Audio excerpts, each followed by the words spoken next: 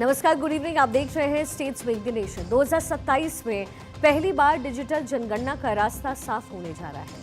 अगर सब कुछ ठीक ठाक रहा तो 2027 में डिजिटल जनगणना होगी। कर्मचारी डेटा जुटाने के लिए अपने ही स्मार्टफोन का इस्तेमाल करेंगे। जनगणना के काम में तकरीबन 34 लाख लोग लगेंगे और ये सभी लोग अपने स्मार्टफोन्स पर दिए गए एप्लीकेशन का इस्तेमाल पर डेटा अपडेट करते रहेंगे। ये ऐप इंग्लिश के साथ साथ अलग अलग रीजनल लैंग्वेजेस में भी उपलब्ध रहने वाला है।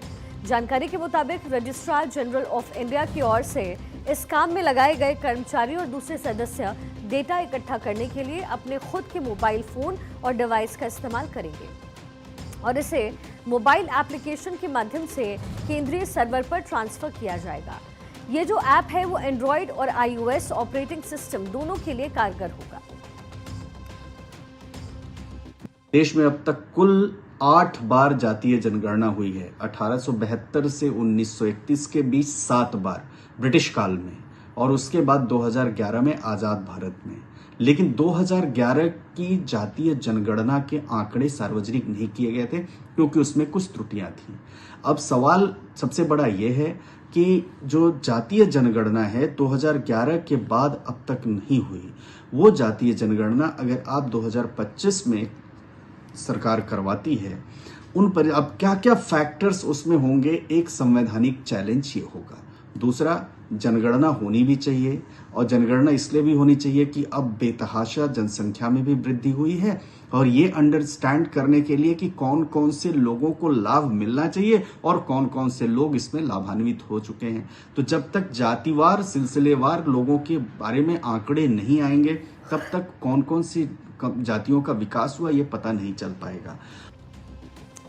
सूत्रों के मुताबिक इन ऐप्स को शुरू में 2021 की जनगणना के लिए तैयार किया गया, लेकिन अब इन्हें मोबाइल फोन और ऑपरेटिंग सिस्टम में टेक्निकल अपग्रेडेशन के मुताबिक दोबारा डेवलप किया जा रहा है। जानकारी के मुताबिक अगर किसी वजह से कोई कर्मचारी कागज पर आंकड़े एकत्रित करते हैं तो उसके बाद में वेब पोर्टल पर अपडेट करना होगा ताकि बाद में स्कैनिंग या डेटा एंट्री की जरूरत ना पड़े।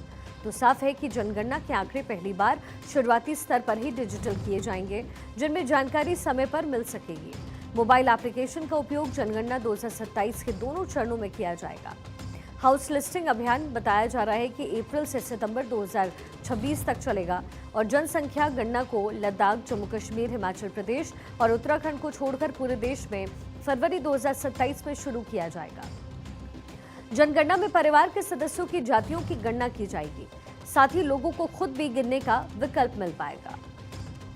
रजिस्ट्रार जनरल ऑफ इंडिया यानी कि आरजीआई जनगणना कराने के लिए पूरी तरह से प्रतिबद्ध नजर आ रहा है, तैयारियों को अंतिम रूप दे रहा है। माना जा रहा है कि इस बार की जनगणना कई रूप से ऐतिहासिक होगी। पहली तो ये कि पूरी तरह से डिजिटली होगी, साथ ही साथ जनगणना के साथ कॉस्ट सेंसस भी होगा, यानी कि जातिगत जनगणना भी कराई जाएगी। उत्तराखंड, हिमाचल, लद्दाख और जम्मू कश्मीर को छोड़कर पूरे देश में ये प्रक्रिया अपनाई जाएगी। सबसे बड़ी बात कि जनगणना में लगे कर्मचारी, जनगणना अधीक्षक अपने ही डिवाइस का इस्तेमाल करेंगे, अपने ही मोबाइल का इस्तेमाल करेंगे और ये डेटा पूरी तरह से सेंट्रल स्टेज पर भेजा जाएगा। माना जा रहा है कि इस जनगणना को ऐतिहासिक रूप से सफल बनाने के लिए आरजीआई लगातार काम कर रहा है।